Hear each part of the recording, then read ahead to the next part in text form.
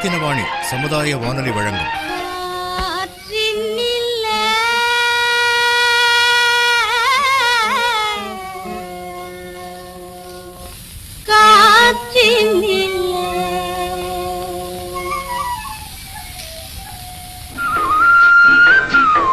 காற்றில் மிதந்து வரும் கணிதம். காற்றில் மிதந்து வரும் கணிதம் இந்திய அரசு அறிவியல் மற்றும் தொழில்நுட்பத்துறையின் ஓர் அங்கமான தேசிய அறிவியல் மற்றும் தொழில்நுட்ப தொடர்பியல் குழுமத்தின் ஆக்கம் ஊக்கம் ஆதரவுடன் ரத்தினவாணி சமுதாய வானொலி தயாரித்து வழங்கும் காற்றில் மிதந்து வரும் கணிதம்.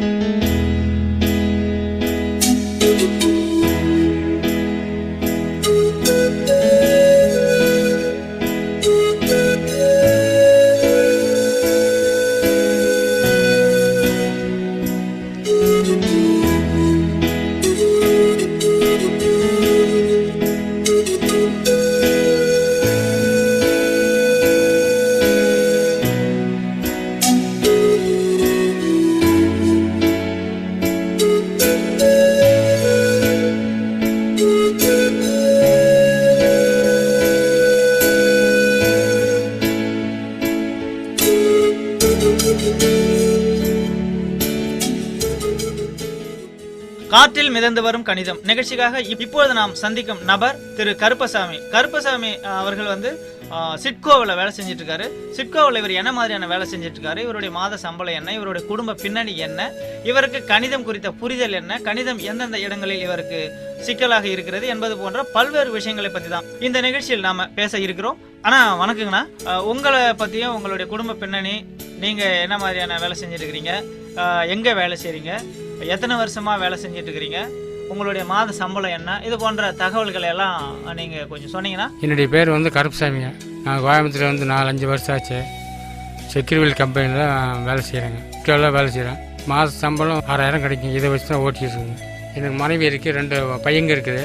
ஒரு பையன் படிச்சிருக்காங்க, அவங்க கல்யாணம் முடிச்சு அவனுக்கு 2 பையன் இருக்குது. 2வது பையன் சிஸ்டரில் டிரைவராக இருக்கான். அந்த பையனுக்கு இப்போ 2 வருஷம் கல்யாணம் ஆகி இப்போ தான் ஒரு பெண் குழந்தை பிறந்து இருக்குது.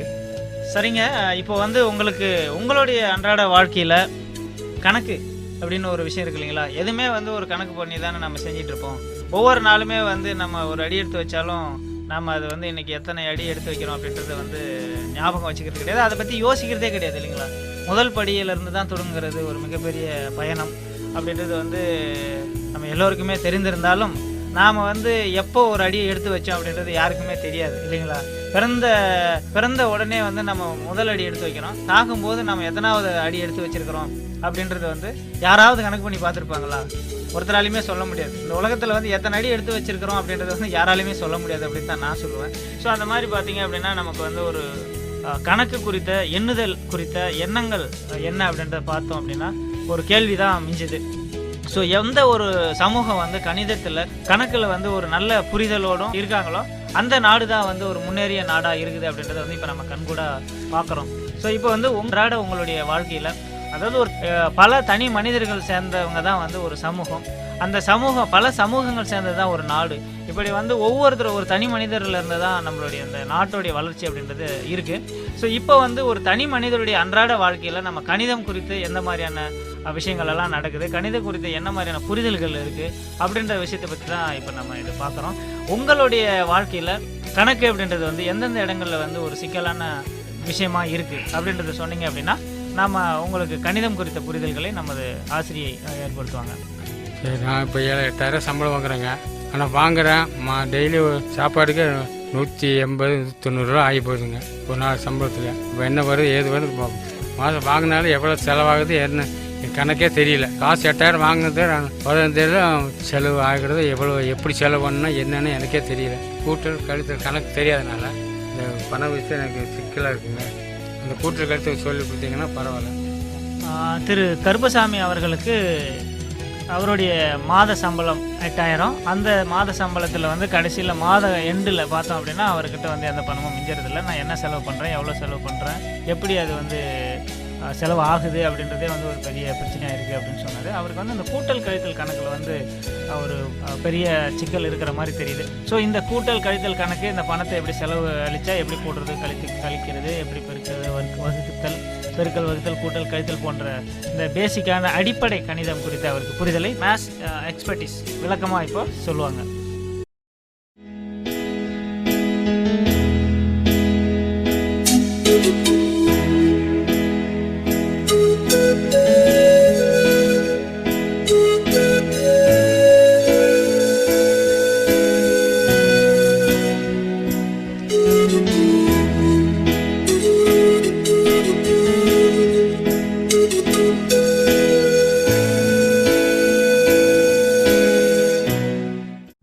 வணக்கம் நேயர்களே, இன்னைக்கு நம்ம காற்றில் மிதந்து வரும் கணிதம் பகுதியில் ஒரு இன்ட்ரெஸ்டிங்கான பர்சனாலிட்டி பார்த்தா, அதாவது கருப்புசாமி சார் வந்து அவரோட வாழ்க்கை பற்றி ரொம்ப அழகாகவே சொன்னார்.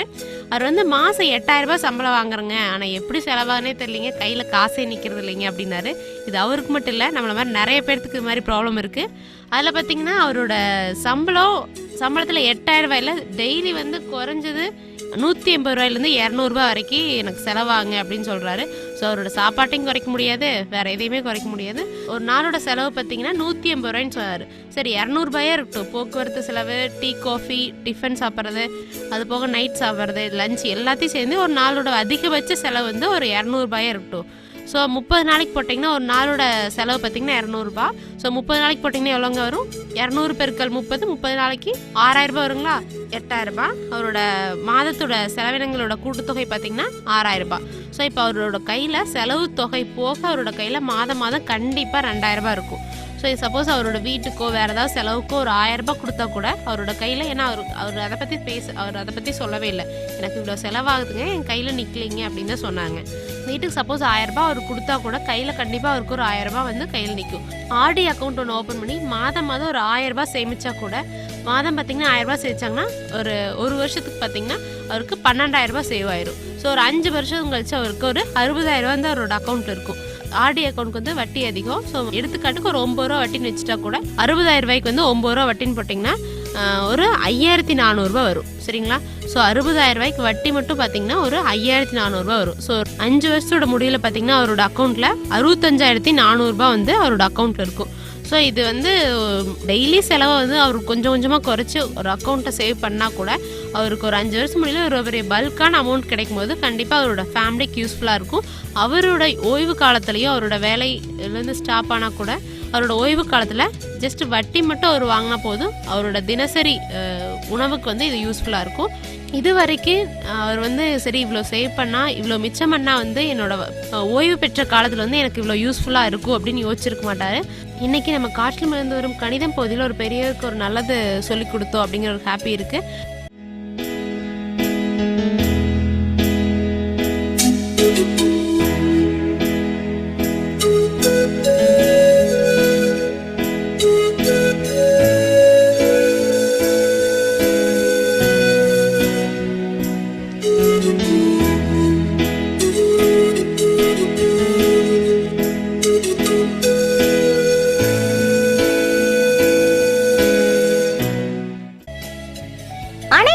வணக்கம். இன்னைக்கு காற்றில் மிதந்து வரும் கணிதம் பகுதியில் திரு கருப்பசாமி அவரை சந்திச்சோம். அவர் பார்த்தீங்கன்னா நல்லா சுறுசுறுன்னு வேலை செஞ்சுட்டு இருக்காரு.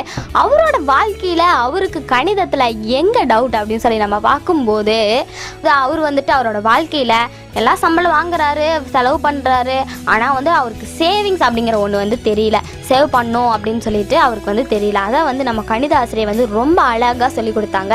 இப்போ வந்து நம்ம எல்லார் வாழ்க்கையிலையுமே வந்து சேவிங் அப்படிங்கிற ஒன்று வந்து கண்டிப்பாக இருந்தே ஆகணுங்க. ஒரு சின்ன பொண்ணாக இருந்தால் கூட வந்து ஒரு உண்டியலில் வந்து நம்ம காசு சேர்த்து வைக்கிறோம் அப்படின்னா, ஒரு உண்டியல் வாங்கி டெய்லியும் அப்பா கிட்ட ஒரு 2 ரூபாய் வாங்குறோம் அப்படின்னா, அதில் 1 ரூபாய் உண்டியில் போட்டு 1 ரூபாய் நம்ம செலவுக்கு வச்சுட்டோம் அப்படின்னா உண்டியெல்லாம் நிறைஞ்சிருச்சு. ஒரு 2 வருஷம் கழிச்சு உண்டியல் வந்து நிறைஞ்சிருச்சு அப்படிங்கும்போது அந்த சந்தோஷம் இருக்கும் பார்த்தீங்களா. அதை வந்து மொத்தமாக வந்துட்டு ஒரு 1000 ரூபாவே அதில் இருந்தாலும் அந்த 1000 ரூபாய் நம்ம சேர்த்திருக்கோம் 2 வருஷத்தில் அப்படின்னு சொல்லிட்டு அவ்வளோ சந்தோஷம் வந்து நம்ம மனசுக்குள்ளே இருக்குங்க. ஒரு குட்டி குழந்தை கூட வந்துட்டு அவ்வளோ சேவிங்ஸ் வந்து பண்ணும்போது, ஒரு சின்ன குழந்தை கூட அந்த உண்டியல்ஸ் வச்சு சேவிங்ஸ் பண்ணும்போது ஒரு பெரியவங்க வந்துட்டு கண்டிப்பாக சேவ் பண்ணி ஆகணும். ஏன்னா குழந்தைக்கு வந்துட்டு அடுத்தது வந்து அவங்க அப்பா அம்மா இருக்காங்க, எல்லாருமே இருக்காங்க, அவங்க வந்து செலவு பண்ணுவாங்க. ஆனால் ஒரு பெரியவங்க அப்படிங்கிற இருக்கும்போது நம்ம தான் வந்து நம்ம குழந்தைக்கு வந்து சேவிங்ஸ் அப்படிங்கிறத வந்து கற்றுக் கொடுக்கணும். நம்ம குழந்தைங்களுக்கு வந்து சேவ் பண்ணி வச்சோம் அப்படின்னா தான் வந்து பிற்காலத்தில் அவங்களுக்கு வந்து யூஸ்ஃபுல்லாக இருக்கும். அதுக்கு வந்து பார்த்தோம்னா பேங்க்கில் நிறைய அக்கௌண்ட்ஸ் இருக்குங்க.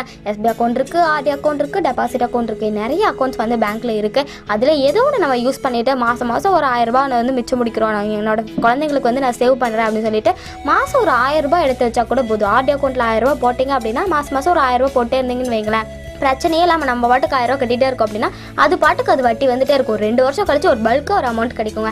அதை வச்சு நம்ம குழந்தைங்களை வந்து சந்தோஷமாக நம்ம வச்சுக்கலாம். திடீர்னு ஏதோ ஒரு செலவு வருது அப்படின்னாலும் நம்ம சந்தோஷமாக அந்த அமௌண்ட் எடுத்து நம்ம செலவு பண்ண முடியும். வெளியே எங்கேயும் கடன் வாங்க தேவையில்லைங்க. முக்கியமாக வந்து நம்ம சேவ் பண்ணுறதுக்கான முக்கிய காரணம் என்னென்னு பார்த்தீங்கன்னா, அடுத்தவங்கள்ட்ட நம்ம போய் கையேந்து நிற்கக்கூடாது. அடுத்தவங்கள்ட்ட போய் கடன் வாங்கணும் அப்படின்னா நமக்கு நல்ல ப்ரெஷர் ஏறிடுங்க. நம்ம அது கடன் வாங்கிடுவோம், டக்குன்னு நம்மளால் அமௌண்ட் தர முடியாது, அடுத்த மாதம் தரோம் அப்படின்னு சொல்லியிருப்போம். ஆனால் அந்த சமயத்தில் நமக்கு அமௌண்ட் இருக்காது. நம்ம வந்து வேலைக்கு சரியாக போகாமல் இருந்திருக்கலாம், ஏதோ அம்மா உடம்பு சரியில்லை அப்படின்னு சொல்லிட்டு வேலைக்கு போகாமல் வீட்டில் இருந்திருக்கலாம். ஆனால் அந்த சமயத்தில் நமக்கு என்ன, அந்த அமௌண்ட் கட்டியே தான் ஆகணும். ஆனால் நம்மளால் கட்ட முடியாது, ஏன்னா சம்பளம் கம்மியாக வந்திருக்கும். வீட்டில் குடும்ப பட்ஜெட் வந்து நம்ம போட்டு செலவு பண்ணாலும் நமக்கு அமௌண்ட் வந்து பத்தாமல் வந்திருக்கும். அதனால வந்து நம்மளால் அவங்களுக்கு அமௌண்ட் தர முடியாது. அதனால அவங்க என்ன பண்ணுவாங்க, வீட்டுக்கு வந்து அவமானப்படுத்துவாங்க. ஒரு சில பேர் பார்த்தோம்னா வீட்டில் வந்து அவமானப்படுத்துவாங்க. நமக்கு வந்து சங்கடம் தாங்க தேவையில்லாமல். அதனால வந்து நம்ம என்ன பண்ணுவோம்னு பார்த்தீங்கன்னா, எப்பவுமே சேவிங்ஸ் அப்படிங்கிறது ஒன்று வந்து இருக்கணும். மோஸ்ட்லி கேர்ள்ஸ் பார்த்தீங்கன்னா, அதாவது அம்மாக்கெல்லாம் வந்துட்டு அப்பா எவ்வளோ பணம் கொண்டு வந்தாலும் ஒரு சின்ன அமௌண்ட் வந்து அவங்க எடுத்து வச்சுருவாங்க. எடுத்து வச்சுட்டு மீதி காசு தான் வந்து செலவு பண்ணுவாங்க. அப்பா கேட்கும்போது இல்லை அப்படின்னு சொல்லுவாங்க. அர்ஜென்ட் அப்படின்னா எடுத்து உடனே கொடுப்பாங்க. அதான் வந்துட்டு சேவிங்ஸ் அப்படிங்கிற ஒன்று வந்து எல்லாருக்குமே கண்டிப்பாக இருக்கணும். சின்ன குழந்தை கூட ஒரு உண்டியல் போட்டு சேவ் பண்ணுதா அப்படின்னா எல்லாருமே வந்து நம்ம சேவ் பண்ணதுக்கு வந்து பழகிக்கணுங்க. கருப்பு சாமி வந்து சொன்னார், நான் வந்துட்டு மாதம் வந்துட்டு அவர் 7000 ரூபா சம்பளம் வாங்குறாரோ, எவ்வளோ சம்பளம் வாங்கினாலும் நான் வந்துட்டு எனக்கு 7000 நான் சம்பளம் வாங்குறேன் அப்படின்னு நான் வச்சுக்கிட்டா கூட நான் வந்துட்டு வீட்டில் எல்லாத்துக்குமே கொடுக்குறேங்க, குடும்ப பட்ஜெட் போட்டு செலவு பண்ணுறேன் அப்படின்னு சொல்லியிருந்தாரு. நான் வந்து பட்ஜெட் போட்டு செலவு பண்ணாலுமே வந்துட்டு என்கிட்ட கடைசியில் ஒரு மாதம் கடைசி ஆகும்போது காசு இல்லைங்க கையில், என்ன பண்ணுறதுனே தெரியாமல் உட்காந்துருக்கேன். திடீர்னு என் பிள்ளை வந்துட்டு பஸ்ஸுக்கு காசு கேட்டால் கூட என்கிட்ட வந்து கொடுக்குற காசு இல்லை. அந்த மாதிரி வந்துட்டு அந்த மாதிரி நிலைமை வந்துட்டு ஒரு சில பேருக்கு வரும். ஏன்னு பார்த்தீங்கன்னா சேவிங்ஸ் அப்படிங்கிற ஒன்று வந்து கண்டிப்பாக இருக்கணும். இப்போ வந்து அப்பா ஒரு 7000 ரூபாய் சம்பளம் வாங்குறாரு அப்படின்னா ஒரு 1000 ரூபாய் எடுத்து வச்சுட்டு மற்ற செலவெல்லாம் பண்ணணும். அதில் வந்துட்டு நான் அப்பா ஒரு 1000 ரூபாய் எடுத்து வைக்கிறாங்கன்னா அம்மா ஒரு 1000 ரூபாய் சரி எதுக்காவது யூஸ் ஆகுமே அப்படின்னு சொல்லிட்டு அம்மா ஒரு 1000 ரூபாய் எடுத்து வச்சுட்டு மீதி 5000 தான் வந்துட்டு வீட்டு செலவுக்கெல்லாம் வச்சுப்பாங்க. இந்த மாதிரி நம்ம சேவ் பண்ண பழக்கணும். எப்போவுமே நம்ம வாழ்க்கையில் சேவ் அப்படிங்கிறது வந்து நம்ம இருந்தே ஆகணும். எதுவாக இருந்தாலும் சேவ் பண்ணுவோம். தண்ணி கீழே சிந்தினா நான் அம்மா கஷ்டப்படுவாங்க, அம்மா வந்து திட்டுவாங்க, தண்ணி சிந்தாதா அப்படின்னு சொல்லுவாங்க. ஏன்னு பார்த்தீங்கன்னா அம்மா தான் கஷ்டப்பட்டு தண்ணி எடுக்கிறாங்க, அதனால தண்ணி சிந்தாதா அப்படின்னு சொல்லுவாங்க. அப்போ பார்த்தோம்னா வேலைக்கு போகிறாரு, காசு சம்பாதிக்கிறாரு. காசு வந்து நம்ம அனாவசியமாக செலவு பண்ணோம்னா என்னாகும், அப்பா வந்து காசு செலவு பண்ணாத, அனாவசியமாக செலவு பண்ணாத, கஷ்டப்பட்டு சம்பாதிக்கிற பணம் அப்படின்னு சொல்லுவாங்க. அப்போ நம்ம எல்லாருமே என்ன பண்ணுவோம், தேவையில்லாததுக்காக வந்து காசை வந்து செலவு பண்ணக்கூடாது. தேவையான விஷயத்துக்கு மட்டும்தான். அது வந்து இப்போ அத்தியாவசிய செலவுகள் மட்டும்தான். இது இப்போ தேவையா, இந்த சமயத்தில் இது தேவையா அப்படிங்கிறத வந்து நம்ம தெரிஞ்சுக்கிட்டு அதுக்கு தகுந்த மாதிரி வந்து செலவு பண்ணணும். எப்பவுமே நம்ம வாழ்க்கையில் எல்லார் வாழ்க்கையிலுமே சேவிங்ஸ் அப்படிங்கிற ஒன்று வந்து இருக்கணுங்க. இப்போலாம் பார்த்தோம்னா நம்ம பாட்டி தாத்தா காலத்துலலாம் என்ன பண்ணுவாங்கன்னு பார்த்தீங்கன்னா, சேவிங்ஸ் வந்து பேங்க்கில் வந்து போட்டு வச்சுருப்பாங்க. எல்லோரும் 100 கோடி சொத்து 200 கோடி சொத்து இருக்குது அப்படின்னு சொல்லிட்டு ஒரு சில பேர்லாம் ரொம்ப காலத்துக்கு முன்னாடி வந்துட்டு எங்கள் தாத்தாக்கு இவ்வளோ சொத்து இருந்துச்சு அப்படின்னு சொல்லுவாங்க. அவங்கள எதுக்காண்டி வந்து சேவ் பண்ணாங்க அப்படின்னு சொல்லி பார்த்தீங்கன்னா, அவங்களோட குழந்தைகள் பின்னாடி வர குழந்தைகள் வந்துட்டு அதை வந்துட்டு யூஸ் பண்ணிக்கணும் அப்படிங்கிறதுக்காக தான், அவங்களுக்கு அது ஹெல்ப்ஃபுல்லாக இருக்கும் அப்படிங்கிறதுக்காக தான் வந்து அந்த காலத்தில் முக்கி வேலைக்கு போய் சம்பாரித்து எல்லாத்தையும் சேவ் பண்ணி எதுக்காக வச்சாங்க, நம்ம பேர குழந்தைங்க நம்ம பசங்க வந்து நல்லா இருக்கணும், அவங்க வந்துட்டு நம்மளை மாதிரி அவங்க வந்து ரொம்ப வேலைக்கு போய் கஷ்டப்படக்கூடாது அப்படிங்கிறதுக்காக நம்ம தாத்தா பாட்டியெல்லாம் என்ன பண்ணாங்கன்னா நல்லா சேவ் பண்ணி வச்சாங்க. அதனால தான் வந்துட்டு இப்போ நம்ம தாத்தா சொத்து வருது அப்படின்னு சொல்லி நம்ம ஒரு கையெழுத்து போட்டால் நமக்கு சொத்து வந்துடுச்சு, நம்ம வீடு கட்டி இருந்துக்கிறோம். அந்த மாதிரி வந்து பண்ணிகிட்டு இருக்கோம். அப்போ வந்து அவங்களுக்கு வந்து அப்போ என்ன இருந்திருக்குன்னா, சேவிங் அப்படிங்கிற ஒரு வந்து மைண்டில் இருந்திருக்கு. சேவிங் அப்படிங்கிறது நம்ம வாழ்க்கையில் எவ்வளோ இம்பார்ட்டன்ட் அப்படிங்கிறது வந்து அவங்க தெரிஞ்சு வச்சுருக்காங்க. அதே மாதிரி தாங்க நம்மளும் நம்ம குழந்தைங்களுக்கு வந்துட்டு கண்டிப்பாக சேவிங்ஸ் அப்படிங்கிற ஒன்று பண்ணி வைக்கணும். இப்போ மோஸ்ட்லி பார்த்தோம்னா குழந்தைங்கள்லாம் வந்துட்டு பெருசானதுக்கப்புறம் அப்பாவை கவனிக்கிறதில்ல அப்படின்னு சொல்லும்போது, நமக்குன்னு ஒரு அக்கௌண்ட்டில் வந்து நம்ம ஒரு 1000 ரூபாய் போட்டு வச்சிட்டோம், மாதம் இவ்வளோ அமௌண்ட்டு, ஒரு சின்ன அமௌண்ட் ஒரு 100 ரூபாயாக இருக்கட்டும் போட்டு வச்சிட்டோம் அப்படின்னா கடைசியில் பையனுக்கு ஏதோ சுச்சுவேஷன் நம்மளால் பார்க்க முடியல அப்படின்னு சொல்லும் போது கூட நமக்கு வந்து என்ன ஆகும்னா அந்த அமௌண்ட் வந்து யூஸ் ஆகும். அந்த அமௌண்ட் வந்து அப்போ நமக்கு கிடைக்கும் போது நமக்கு இந்த நம்ம பையனை வந்து நம்ம எதிர்பார்க்க தேவையில்லை. அவன் பாட்டுக்கு நம்ம வாழ்க்கையை வந்து நம்ம பார்த்துக்கலாம். அப்போ வந்து நம்மளால் வேலை செய்ய முடியாது. ஏன்னா கொஞ்சம் வயசாயிடுச்சு அப்படின்னா வேலை செய்ய முடியாது. இப்போவே இருந்தே வந்து நம்ம இப்போ வேலை நல்லா ஒரு ஸ்ட்ரென்த்தாக இருக்கும்போதே பாட்டியாக இருக்கும் முன்னாடியே வந்து தாத்தாவாக இருக்கும் முன்னாடியே வந்து நம்ம என்ன பண்ணணும்னா நல்லா ஒரு ஸ்ட்ரென்த்தாக வேலைக்கு போகும்போதே வந்து நம்ம குறிப்பிட்ட அமௌண்ட் வந்து நமக்காக எடுத்து வச்சுட்டு நம்ம குழந்தைங்களுக்காக குறிப்பிட்ட அமௌண்ட்லாம் போட்டு வச்சிட்டோம் அப்படின்னா நம்ம கடைசி காலம் ஆகும்போது நம்ம தாத்தா பாட்டியாகி நம்மளால் வேலைக்கு போக முடியாமல் வீட்டில் உட்காரும்போது நமக்கு அந்த அமௌண்ட்லாம் என்ன ஆகும்னா கண்டிப்பாக யூஸ் ஆகும். நம்ம குழந்தைங்களுக்கும் வந்து நம்ம சேவ் பண்ணி வச்சுருக்கோம், யூஸ் ஆகும். கருப்புசாமி பார்த்திங்கன்னா அவருக்கு வந்துட்டு எப்படி சேவ் பண்ணுறது அப்படிங்கிறது வந்து தெரியல. அது மட்டும் இல்லாமல் அவர் வந்து சேவிங்ஸ் அப்படின்னு இப்போ எதுவுமே பண்ணலை. இது வரைக்கும் வந்து அவரோட வாழ்க்கையில் சேவிங்ஸ் அப்படிங்கிற ஒன்று வந்து கிடையவே கிடையாது.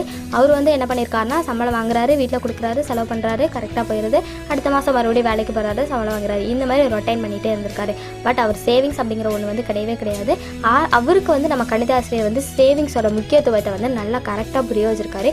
இனிமேல் வந்து அவர் வந்து அவரோட குழந்தைங்களுக்கும் அவருக்கும் வந்துட்டு நல்லா சேவிங் பண்ணி நல்லா வாழ்க்கை நடத்துவாரா அப்படின்னு சொல்லி நம்புகிறோம். அவருக்கு மட்டும் இல்லை, இதை கேட்டுறதுக்கு உங்களுக்குமே வந்து சேவிங்ஸோட முக்கியத்துவம் என்ன அப்படின்னு சொல்லி கண்டிப்பாக புரிஞ்சிருக்கும். இப்போ பார்த்தீங்கன்னா பேங்க்கில் 3 அக்கௌண்ட்ஸ் வந்து இருக்குங்க. அக்கௌண்ட் வந்து 3 அக்கௌண்ட் இருக்குது. எஸ்பிஐ அக்கௌண்ட் இருக்குது, ஆர்டி அக்கௌண்ட் இருக்குது, டெபாசிட் அக்கௌண்ட் இருக்குது. ஒரு பெரிய அமௌண்ட் நம்ம கொண்டு போய் போடும்போது டெபாசிட் அக்கௌண்ட்டில் வந்து போட்டோம் அப்படின்னா அதுக்கான வட்டி வந்துட்டே இருக்கும். அதே மாதிரி ஆர்டி அக்கௌண்ட் அப்படிங்கிறது வந்து மாதம் இவ்வளோ அமௌண்ட் கட்டிடுங்க. ஒரு 2 வருஷத்துக்கு நான் அமௌண்ட் வச்சிருக்கேன் அப்படின்னா மாதம் நான் இவ்வளோ அமௌண்ட் கட்டிடுறேன் அப்படின்னு சொல்லி பார்க்கும்போது ஒரு 2 வருஷம் கழிச்சு நமக்கு அதோட வட்டி சேர்த்து ஆர்டி அக்கௌண்ட்டில் வந்து மொத்தம் ஒரு மேக்ஸிமமாக ஒரு 9% வந்து வட்டி வைக்கிறாங்க. அதை மாதிரி பார்க்கும்போது நம்ம வந்து ஓகே இந்த மாதிரி போட்டே வரும்போது ஒரு 2 இயர்ஸ் கழிச்சு நம்மளுக்கு ஒரு பல்காக ஒரு அமௌண்ட் வந்து கிடைக்கும். எஸ்பி அக்கௌண்ட் அப்படிங்கிறது நம்ம நார்மலாக யூஸ் பண்ணுறது, எவ்வளோ வேணால் போட்டுக்கலாம், எவ்வளோ வேணால் எடுத்துக்கலாம். அதுலேயும் பார்த்தோம்னா 3 டைம்ஸ் நம்ம ட்ரான்சாக்ஷன் பண்ணும்போது நம்ம குறிப்பிட்ட அமௌண்ட் அசல் போட்டுருப்போம் இல்லைங்களா, அந்த அமௌண்ட் கூட 3ஆல் டிவைட் பண்ணி அதுக்கு எவ்வளோ வட்டி வருதுன்னு பார்த்தா அந்த வட்டி அசல் கூட சேர்த்துவாங்க. இதுதான் எஸ்பி அக்கௌண்ட். இந்த மாதிரி 3 அக்கௌண்ட் வந்து சாதாரணமாக இருக்குது. இந்த 3 அக்கௌண்ட்லேருந்து ஏதோ ஒரு அக்கௌண்ட் நமக்கு எது சூட்டபிளோ அந்த அமௌண்ட் என்னால் வந்துட்டு ஒரு 1000 ரூபாய் மாதம் போட முடியும் அப்படின்னா நீங்கள் ஆர்டி அக்கௌண்ட் யூஸ் பண்ணிக்கலாம். ஒரு ஃபுல் அமௌண்ட் எங்கிட்ட இருக்குது, இது இப்போ எங்கிட்ட இருந்துச்சுன்னா நான் செலவு பண்ணிடுவேன் அப்படின்னு சொல்லி நீங்கள் நினைக்கும் போது டெபாசிட் அக்கௌண்ட்டு யூஸ் பண்ணிக்கலாம். இந்த மாதிரி நமக்கு தேவையான எல்லா அக்கௌண்ட்டுமே வந்து பேங்க்கில் இருக்குது. அது வந்து நம்ம தான் யூஸ் பண்ணிக்கணும். அது மட்டும் இல்லாமல் வட்டி கணக்கு அப்படிங்கிறது நமக்கு கண்டிப்பாக தெரிஞ்சிருக்கணும். அப்போ தான் வந்து நம்ம பேங்க்கில் எவ்வளோ போடுறோம், எவ்வளோ எடுக்கிறோம், அதுக்கு எவ்வளோ வட்டி வந்திருக்கு அப்படிங்கிறத நம்ம கண்டிப்பாக தெரிஞ்சிருக்க முடியும். குடும்ப பட்ஜெட் அப்படிங்கிறது நம்ம வாழ்க்கையில் எல்லாருக்குமே ரொம்ப முக்கியமான ஒன்றுங்க. குடும்ப பட்ஜெட் போட்டு செலவு பண்ணோம் அப்படின்னா தான் நம்ம வரவுக்குள்ளே செலவு பண்ண முடியும். நம்மளோட சம்பளத்துக்கு ஏற்ற மாதிரி தான் வந்து நம்ம குடும்ப பட்ஜெட் போட்டு செலவு பண்ண முடியும்.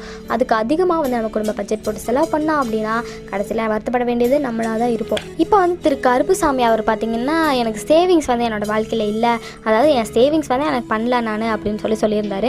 அவருக்கு வந்து நம்ம கணிதாசிரியர் வந்து சேவிங்ஸோட முக்கியத்துவத்தை வந்து நல்லா புரிய வச்சாங்க. சேவிங் அப்படிங்கிறது வந்து நம்ம எல்லார் வாழ்க்கையிலையுமே வந்து கண்டிப்பாக இருக்கணுங்க. எதுவாக இருந்தாலும் சேவ் பண்ணும், ட்ரீயை சேவ் பண்ணும், தண்ணியை சேவ் பண்ணும், கரண்ட்டை சேவ் பண்ணும், எதுவாக இருந்தாலும் சேவ் எல்லாமே சேவ் பண்ணி வச்சோம் அப்படின்னா தான் ஒரு ஃபோட்டோ எடுக்கிறோம் அப்படின்னா கூட அதை சேவ் பண்ணால் தான் வந்து அந்த ஃபோட்டோ நம்ம ஃபோனில் நிற்கும். இல்லைன்னா என்னாகும், டெலிட் ஆகிரும், இருக்காது. நம்ம எடுத்த ஃபோட்டோ வந்து வேஸ்ட் ஆயிரும். சிம்பிளாக சொல்லணுன்னா ஒரு செல்ஃபி எடுக்கிறோம் அப்படின்னாலும் அதை நம்ம வந்து சேவ் பண்ணோம் அப்படின்னா தான் நம்ம அந்த ஃபோட்டோ வந்து நம்ம மெமரபுளாக நம்ம வச்சுக்க முடியும். இல்லைன்னா என்னாகும், நம்ம ஃபோனில் இருக்காது, நம்மளோட மெமரபிள் மூமெண்ட் வந்து போயிடும். அதே மாதிரி தாங்க நம்ம லைஃப்பில் எல்லா விஷயமே வந்து சேவ் இருந்தால் தான் வந்து நம்ம லைஃப்பை வந்து நம்ம நல்லா ரன் பண்ண முடியும். நம்ம கணித ஆசிரியர் வந்து ரொம்ப அழகாக தெளிவாக சேவிங்ஸோட விளக்கத்தை வந்து தெளிவாக திரு கருப்புசாமி அவருக்கு வந்து கொடுத்தாங்க. அவருக்கு வந்து இனிமேல் வந்து ஒரு நல்ல அவருக்கு வந்து நல்ல ஒரு ஸ்பீச் அவங்க கொடுத்தது வந்து அவங்க பேசினது வந்து ஒரு நல்ல மோட்டிவேஷனலாக இருந்திருக்கும் அப்படின்னு சொல்லி நம்புகிறேன். அவருக்கு வந்து நம்ம மேம் பேசினது வந்து நல்லா புரிஞ்சிருக்கும், நல்லா தெளிவாக புரிஞ்சிருக்கும். இனிமேல் வந்து அவரோட வாழ்க்கையில் வந்துட்டு கண்டிப்பாக மாதம் ஒரு அமௌண்ட் வந்து பேங்க்கில் போட்டு சேவ் பண்ணுவார். அவருக்குன்னு தனியாக போடுவார், அவங்க குழந்தைங்களுக்கு எல்லாத்துக்குமே சேவ் பண்ணி வச்சு அவரோட வாழ்க்கையை வந்து நல்லா தெளிவாக குடும்ப பட்ஜெட்லாம் போட்டு நல்லா தெளிவாக ரன் பண்ணுவார் அப்படின்னு சொல்லி நான் நினைக்கிறேன். திரு கருப்புசாமி அவருக்கு மட்டும் இல்லை, இதை கேட்டுட்டு இருக்கவங்க எல்லாருக்குமே வந்துட்டு ரொம்பவே யூஸ்ஃபுல்லாக இருக்கும். இது வரைக்கும் சேவ் பண்ணாத எல்லாருமே இனிமேல் இதை கேட்டதுலேருந்து சேவ் பண்ணுவீங்க அப்படின்னு சொல்லி நம்புகிறோம். மீண்டும் சந்திப்போம். நன்றி.